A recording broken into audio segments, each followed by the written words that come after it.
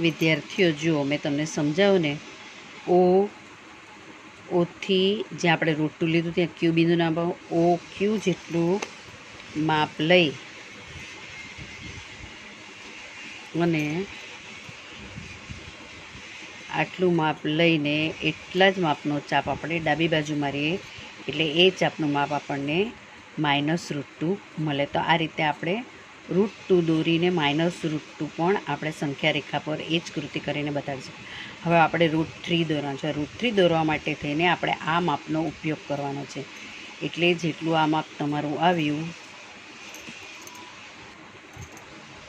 જુઓ આટલું √2 જેટલું માપ આપણે અહીંયા આગળ લેવાનું છે. આ સંખ્યા રેખા દોરવા મેં તમને કીધું, બધે 3-3 સેન્ટીમીટરનું માપ તમે લઈ લીધું હશે. અહીંયા આગળથી ને √2 જેટલું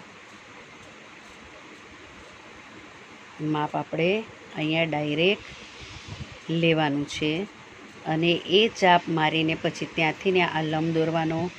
લંબ દોરીને ત્યાં પણ આ ઊભું માપ પણ 3 સેન્ટીમીટર જ લેવાનું. હવે ઓથી આર જેટલું માપ લઈને આ ચાપ આપણે મારીએ, એ જે સંખ્યા રેખા પર આપણને મળે તે એટલે આપણું √3 થશે.